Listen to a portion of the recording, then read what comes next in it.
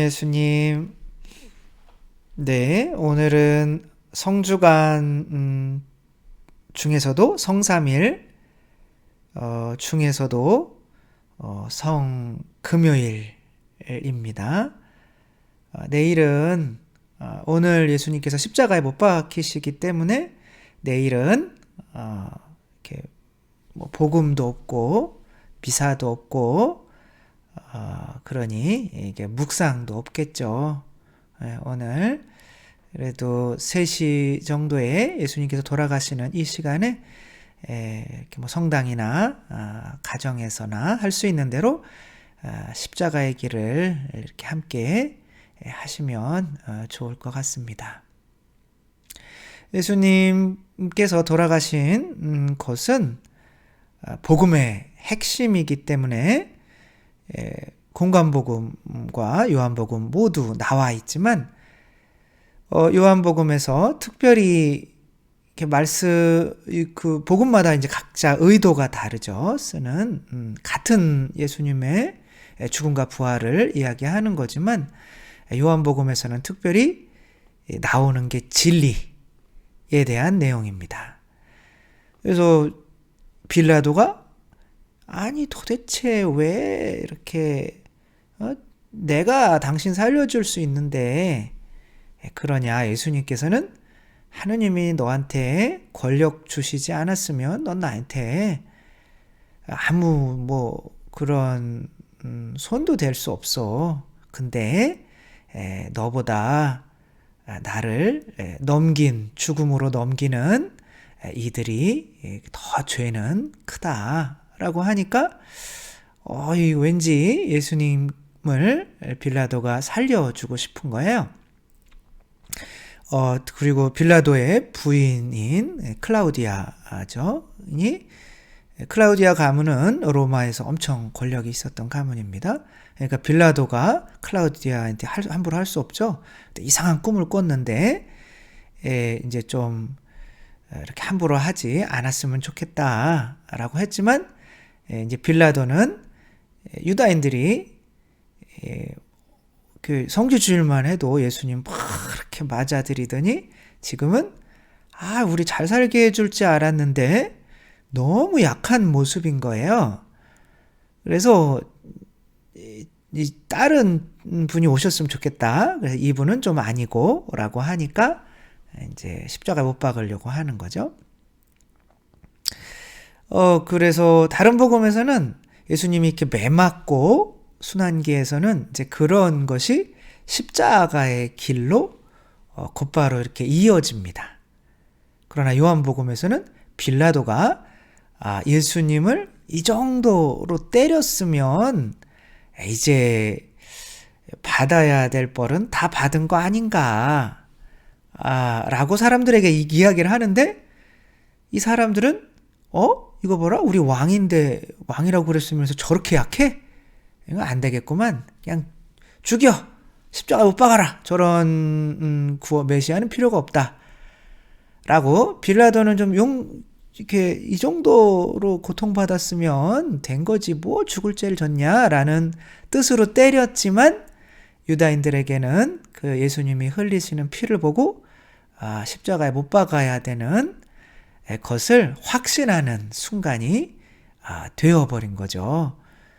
그래서 빌라도는 또 마찬가지로 이 세상에 집착하고 그것을 잃기를 원치 않는 사람이었기 때문에 괜히 총독으로 있는데 반란이 났다는 이야기를 시저 카이사르가 로마의 왕이 들으면 좀 곤란해지니까 좀 간단히 끝내기로 한 거죠.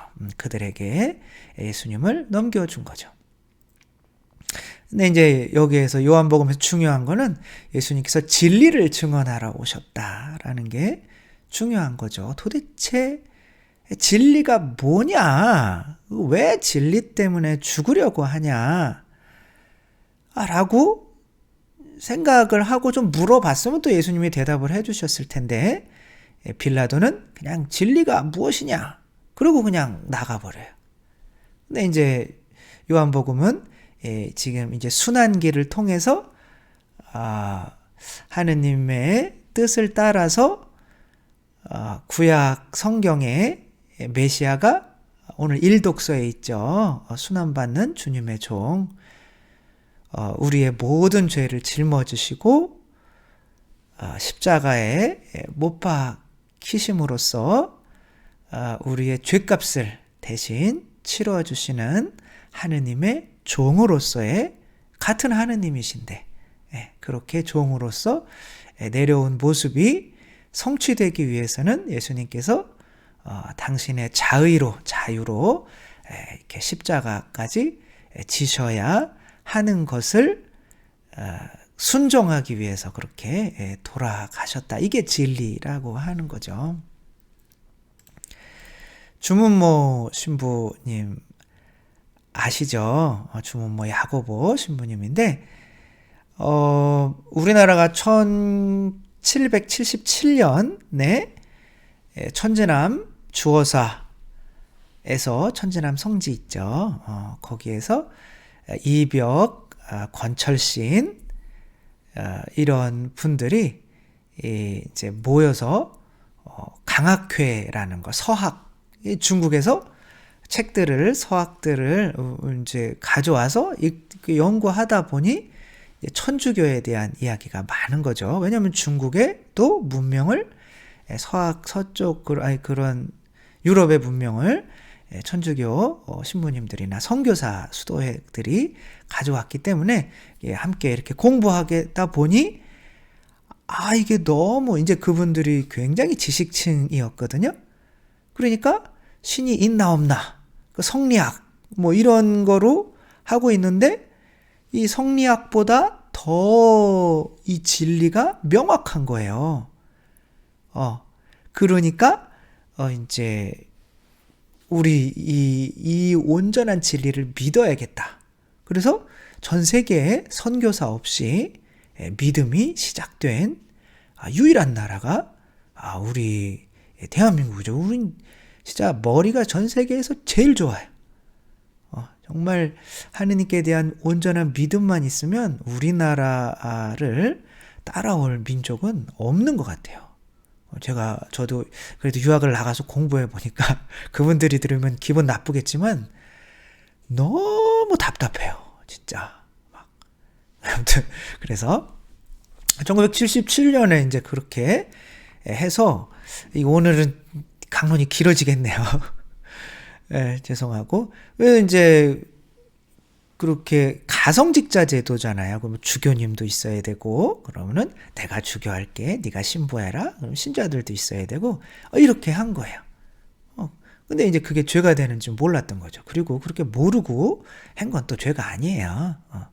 그러나 이제 1784년에 이승훈, 우리 첫 번째 천주교 한국인의 첫 번째, 중국에 가서 세례를 받고 오는데 이 양반이 들어와서 그러는 거예요. 이거 우리 이렇게 하면 안 된다. 우리는 이렇게 보편교회, 가톨릭 보편교회에서 이렇게 하나이고 거룩하고 보편되고 사도로부터 이어와야 되잖아요. 우리는 사도로부터 이어오는 교회가 지금은 아니다. 그래서 신부님을 모셔와야 된다. 그래서 중국에서 첫 번째 들어오신 신부님이 주문모 야고보 신부님인 거죠. 신부님으로서는 첫 번째 순교자가 되죠. 근데 이제 이 신부님이 들어왔다는 사실을 알고 이제 신부님을 잡으려고 사람들이 이제 많이 이제 보냈죠. 그러니까 1700 이승훈 베드로 그분이 세례를 받고 오셔서 1700 그 다음 해인 1785년에 명례방 사건이 벌어져요. 명례방이 지금의 어디냐면 명동성당이에요. 거기에 모여서 이제 막 이제 천주교가 비로소 이제 완전히 이제 진짜 진짜로 세례받은 분과 함께 이제 뭔가를 하려고 하는데 이제 들이닥쳐서 난리 났던 거죠. 그래서 거기 명동성당이 이제 거기에 생기게 된 거죠. 그리고 뭐 1791년에는 근데 제사 문제가 있잖아요.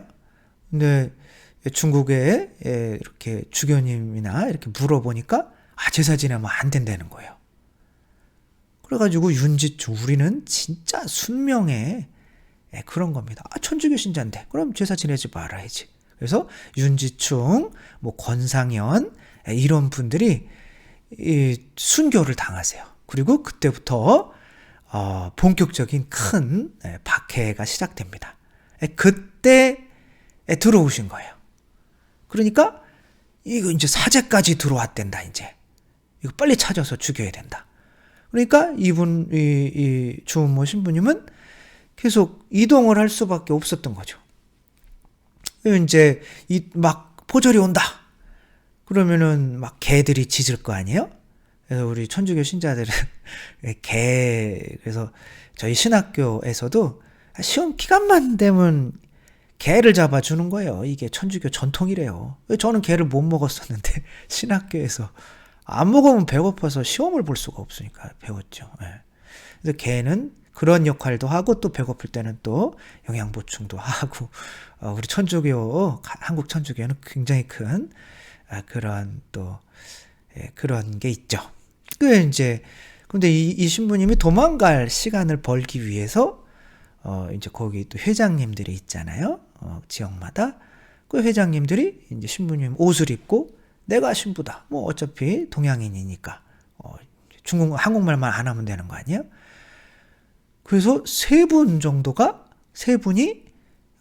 이제 신부님 대신 순교로 끌려가 순교하신 거예요. 강환수 골롬바라고 하시는 분에게 거의 6년 동안 그 집에 머물러 계십니다. 그런데 사람들이 이렇게 오니까 이제 강환수 골롬바 그 집도 이제 들키게 된 거죠. 그래서 이제 신부님은 도저히 우리나라에서는 안 되겠다. 그래서 이제 중국으로 다시 건너갑니다.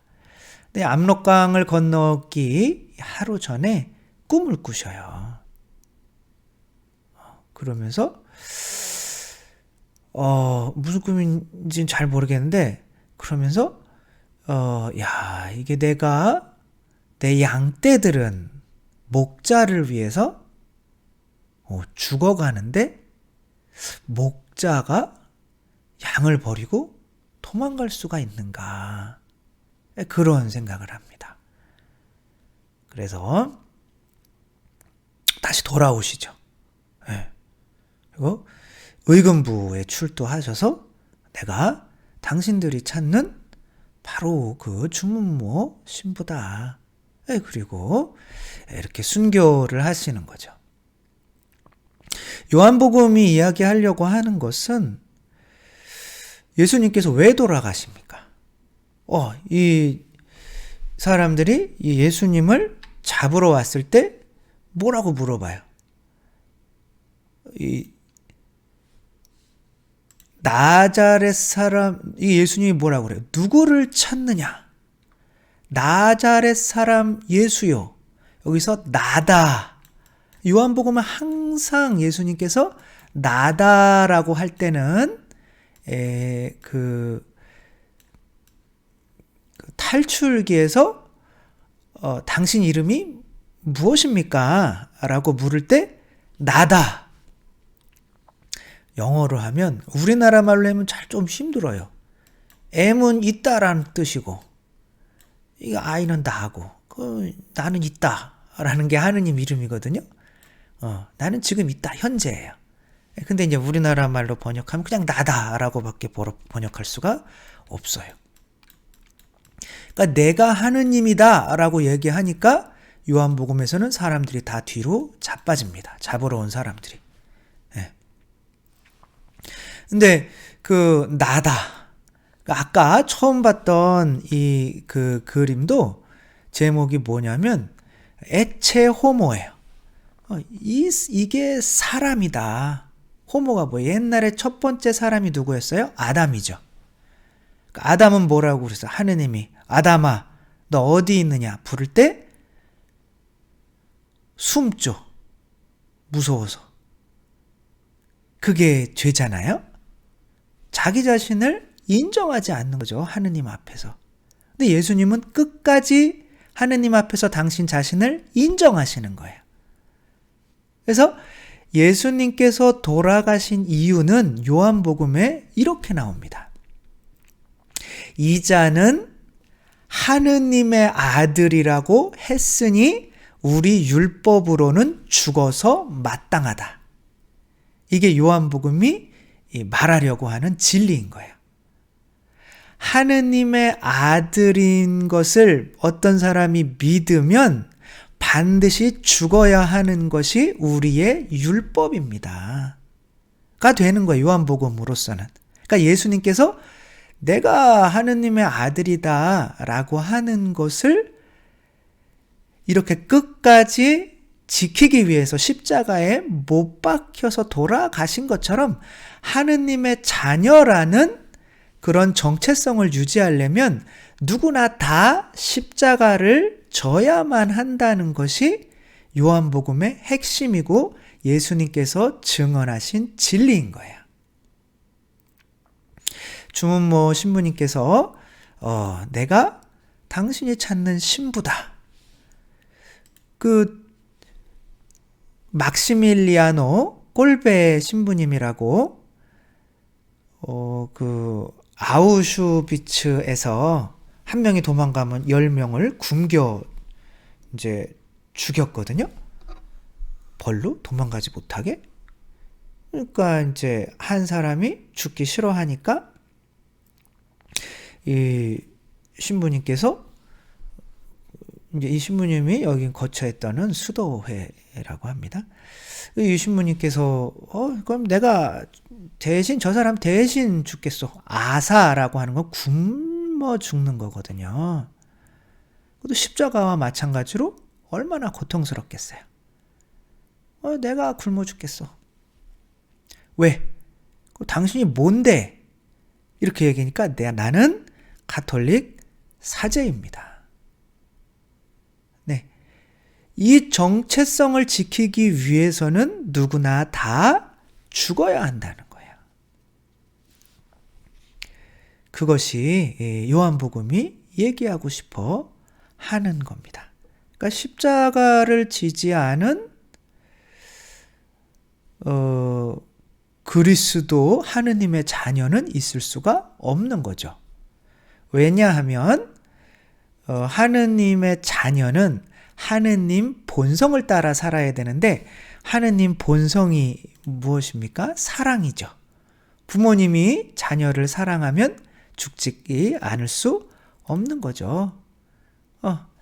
이들이 이렇게 얘기한 거죠. 우리에게는 율법이 있어. 이 율법에 따르면 그 자는 죽어 마땅하여 자기가 하느님의 아들이라고 자처했기 때문이요.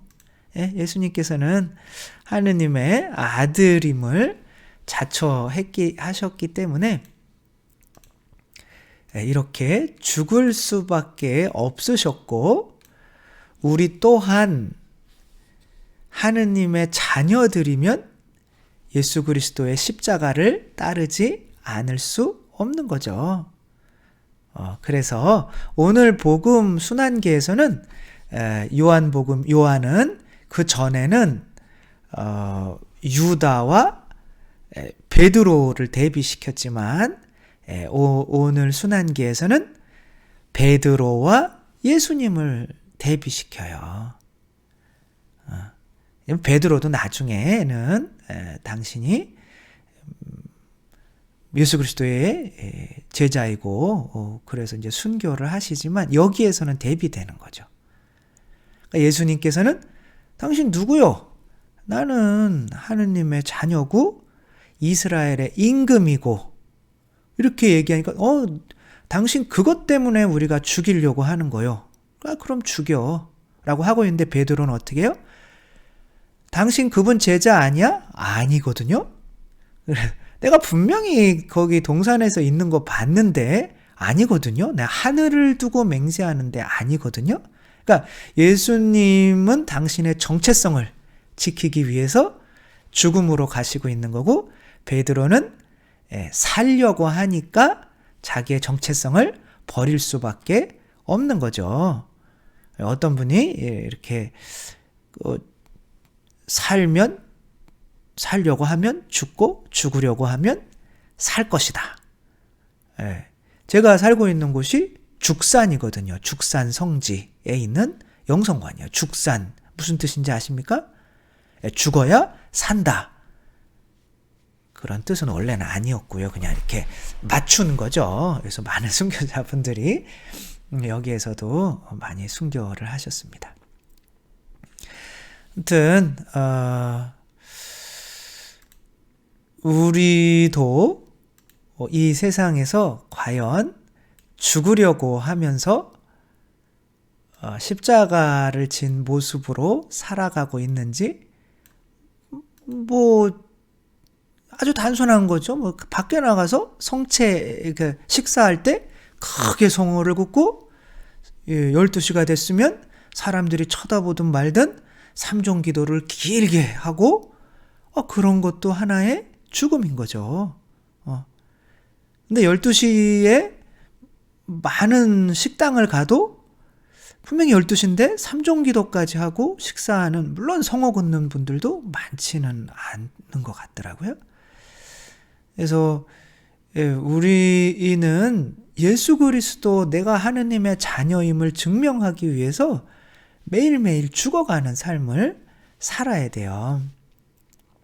이분은 이제 개신교기는 한데, 그리고 또 일본 분이죠. 어떤 분들은 왜 이런 예화를 드냐 기분 나빠하실 수도 있지만 이분이 또 하신 유명한 말 때문에 그렇습니다.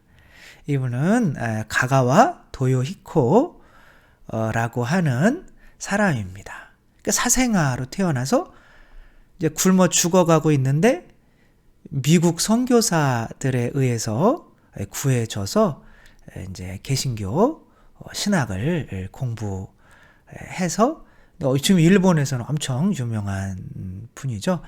아마 여러분도 이렇게 사선을 넘어서 라는 책 뭐 이런 거 있잖아요. 감옥에 갇혀가지고 이렇게 막 휴지에다가 쓴 뭐 그런 소설인데,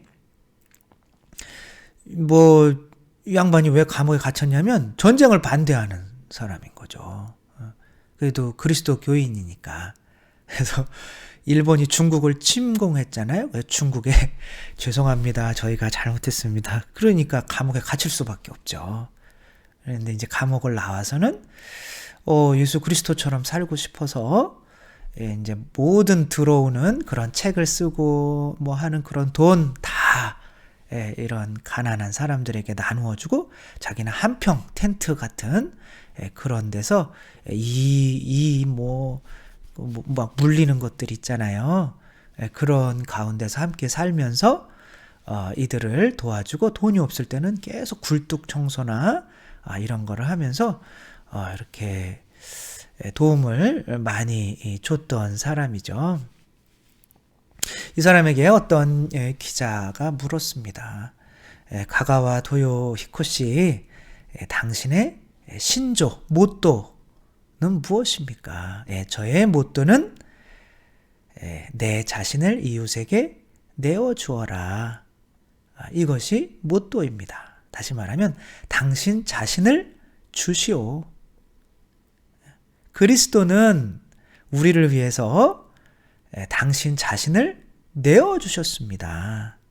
그러면 우리도 내 자신을 이웃에게 내어주어야 되는 게 아닙니까? 하느님은 사랑이시기 때문에 이렇게 하느님 자녀의 정체성을 지키기 위해서는 십자가, 내어주는 게 뭐예요? 내 십자가에 내 예수님이 살과 피를 내어주시는 거죠. 그 십자가 없는 삶을 살아갈 수 있는 그리스도인은 있을 수 없다는 거죠.